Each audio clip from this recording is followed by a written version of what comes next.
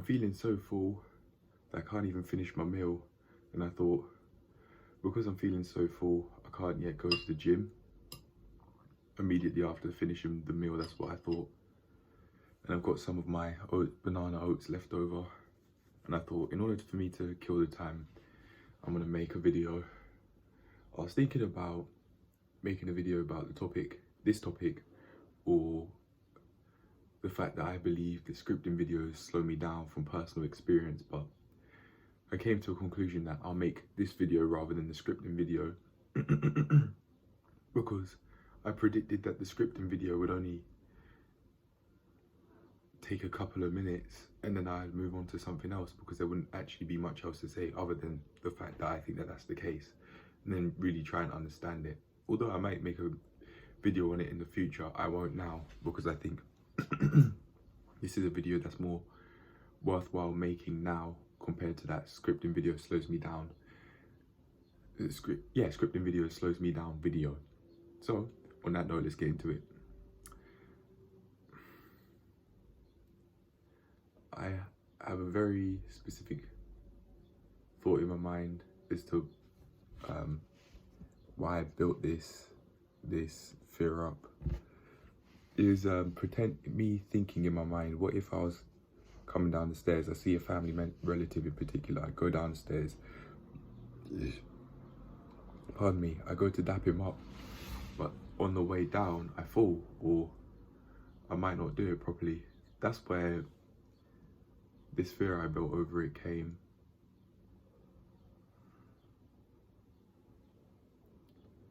And because of it, these thoughts I've had in the past and didn't actually work through until right now,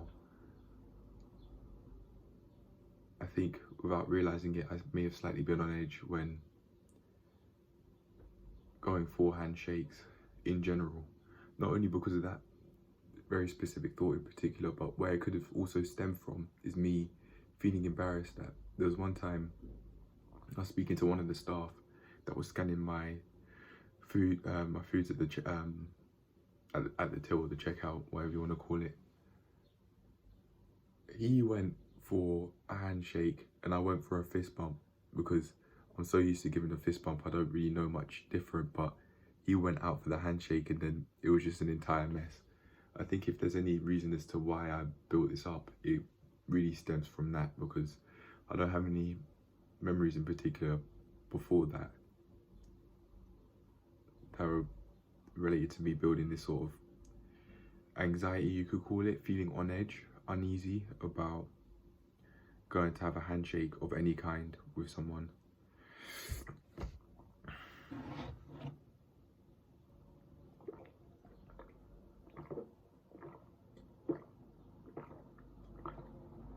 I believe that supermarket event's really where it came from, not that hypothetical thought. That just worsened it. Sorry, let me try that again. I worsened it by thinking those thoughts and also not working through that event in a healthy and constructive way. In reality, of course, it's not a big deal, and he's probably forgotten about it by now. It happened months ago, last year, but pardon me, even to this day, I'm still thinking about those hypothetical thoughts. Not the supermarket event, but the hypothetical thoughts that I built over it from time to time. And I'm taking those times as a sign that I need to actually really work through this, because I might actually find something very useful out of it. I don't know. Whenever I say I don't know, it seems like me saying I don't know and I don't care. That's what goes through my mind. But I do care. I really do. The razor bumps are going down. I can barely feel them anymore. I can still feel them, but barely any on this side because there are barely any. None here. Basically none here, even though I can still see them when lighting shines on those areas. But yeah, they are going down. Completely unrelated to the video, but I just like seeing the progress every now and then on camera because I'm really trying to get rid of these. I don't like how they look on me. I want to get rid of them. I'm making it seem like they're freckles or something, like there's something that you'd want to have, or for some people we want to get rid of. Some people don't like their freckles. If you look closely enough, you'll see that I've got freckles, actual freckles, not the ones in all those makeup videos where girls actually put brown lip liner on their nose and on their cheeks to make it look like they've got freckles. So they look more, what's the word? Sun-kissed, that's the word.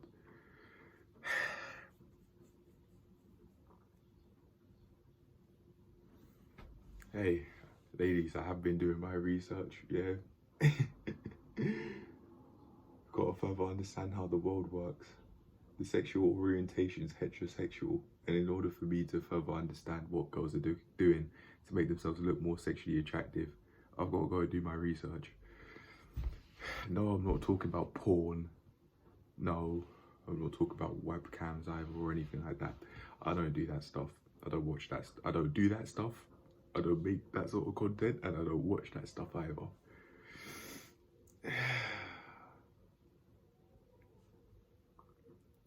I don't mind. I don't mind having sexy time off camera, but on camera making a sex tape, no. I'm not putting my business out there like that.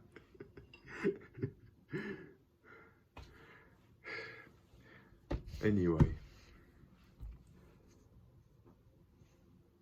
I must also remember that back then, when I was having these thoughts, in which I was worsening any form of anxiety I had towards handshakes after that supermarket event, and after, listen to my wording, I'm calling it an event. It's just something that happened. It's not even a big deal. It's not an event. But that's the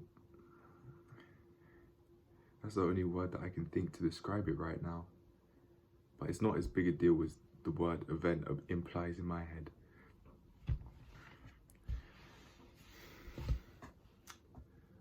But back then, when I was having these thoughts related to that supermarket event, I don't have a better word for it right now. I can't think of a more appropriate word for it right now, so apologies for that. And when I was also worsening that anxiety that I built over handshakes, I wasn't really sure of myself.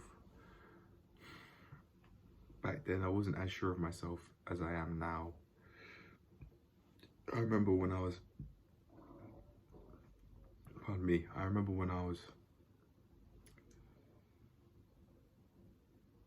in one area just exploring. I wanted to go and look. I didn't know where the northbound trains were, trains heading north, but I wanted to go find out. But because I was so unsure of myself and so indecisive back then, I didn't. I let that indecisiveness cripple me. I know that's really what I wanted to do, but in the end I didn't do it because I thought that because there are so many people by a cafe nearby the station, basically right next to it, I thought I was going to look like an idiot. But now, if I were negotiating that and I really wanted to find out, what I'd instead do is I'd tell myself, okay, I don't know where the northbound trains are, but I will go where I have to go, I will do what I have to do, and I will talk to who I have to talk to in order for me to actually find out.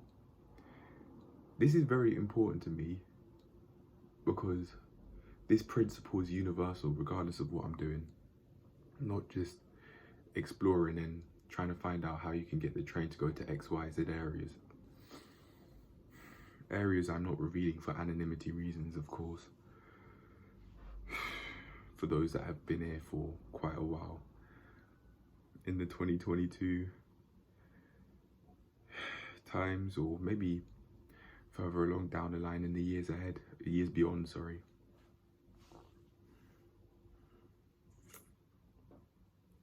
I don't really think there's much else to say. Back then, if I were to go about it, even if this is what I didn't understand and that I'm now having to tell myself, even if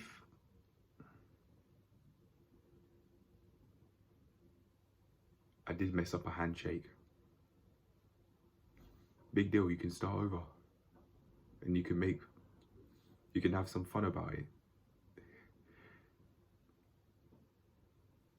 I don't have to feel embarrassed if I don't want to. Let me sort out the framing quick. Oh, okay, cool.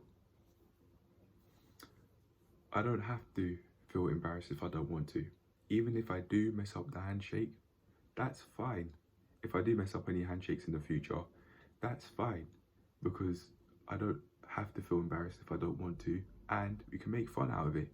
We can make fun out of my mistake, or his mistake, or her mistake, or their mistake, if we're doing a group one.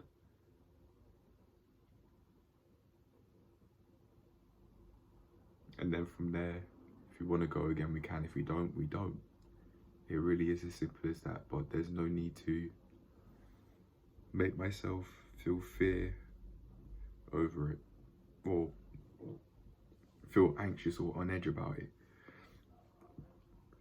I think a part of why I felt on edge about those handshakes is because I was restricting myself. I was almost as if I was trying to get myself to not think about it. Almost as if I was, especially on the day when I was walking back home that day after it happened, it was almost as if I was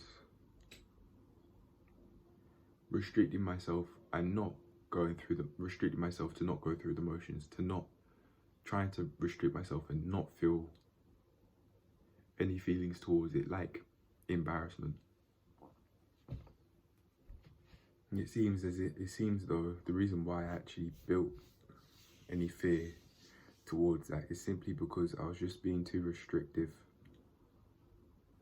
I was basically telling myself to not think those thoughts.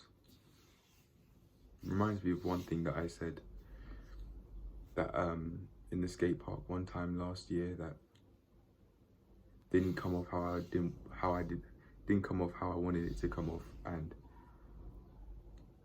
I was stressing myself out so much about it.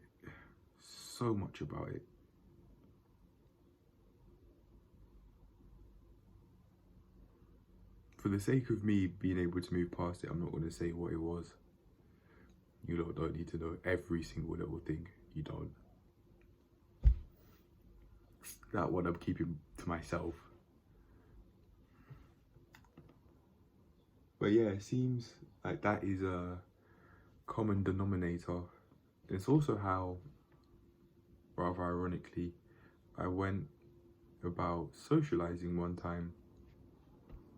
Before I made that, I now have a healthier boundary. I now have another healthier boundary with my socializing that I made recently. I was being too restrictive of myself and basically saying, well, this person we've been having one-sided conversations with, so you can't speak to them at all, or I'm not going to speak to them at all, even though I don't have any problems with how they carry themselves, or any one thing in particular that they've said which I thought was offensive, for example, or extremely out of pocket. Yeah, I was being too restrictive back then.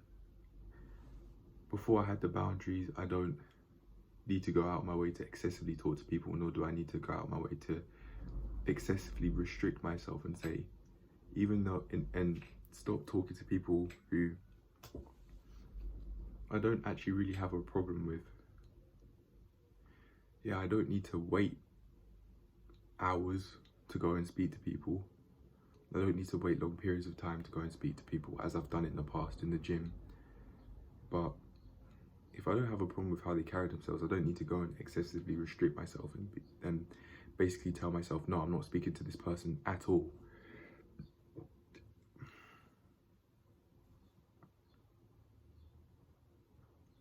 If there's any final words I'd have for this video, it'd be that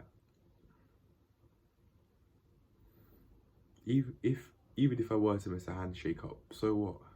We can laugh it off and then do it again, or just not do it at all. We can make fun out of it. Just have fun. I don't need to excessively restrict myself and not think any thoughts. If I were for whatever reason to feel embarrassed, that's fine. Process it. That's the most important thing. Process it instead of restrict myself from thinking the emotional thoughts that I'd be thinking after it, or the rational thoughts that I'd be thinking after it. Like thinking that I messed up a job opportunity because I was thinking of doing some part-time work back in the supermarket back then. That was a part of why I felt embarrassed, because I thought with that poor handshake I could have messed up a job opportunity. But now it's not even that big a deal. We can literally laugh it off and have some character, rather than restrict myself from processing emotions or emotional thoughts, and maybe even rational ones too. There's no need to do that, because there's a much healthier option. Laughing it off, having fun with it instead of stressing out about it. I'd rather I do that than stress out.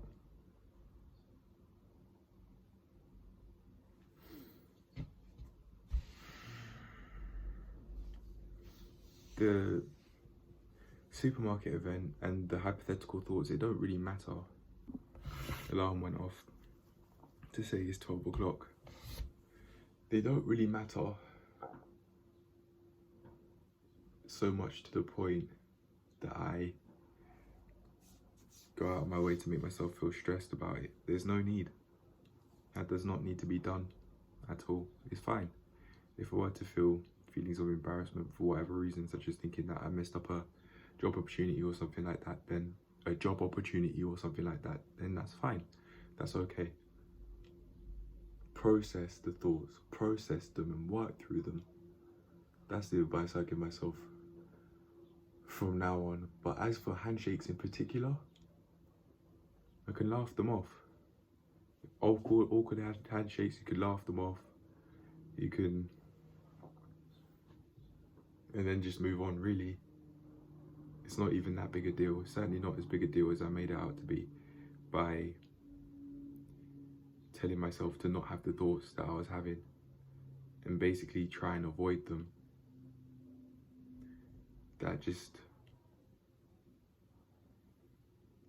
just increased any depression or anxiety I had related to the matter even more than I had to. But yeah, I think that's it. That's the end of the video. I'm done, because I sense that if I do carry on, I'll just be repeating myself over and over again. So it's me signing out. I'll see you lot in the next one. If there's any advice that I give to people that are looking for it, every day is the answer. Every day is the way. Having something to show for it, even if it's not publicly, privately, having something to show for every single day, whatever that is, do that, and trust me, you'll get far. That's the advice that I give to anyone out there that's looking for it, because you'll figure everything else out on the premise that you have something to show for every day. You'll figure everything else out. Every day is the answer, really. Every day is the answer. But I'm gone. So I'll see you lot in the next one. I've done what I had to do, and I've processed my thoughts that I had for such a long time, and that I needed to release, or not even necessarily release, no, change. That I needed to change and adapt. I've done that in this regard. And now I'm ready to end this video and get on with the rest of my day. So I'm done, and I'll see you lot later in the next one. Peace.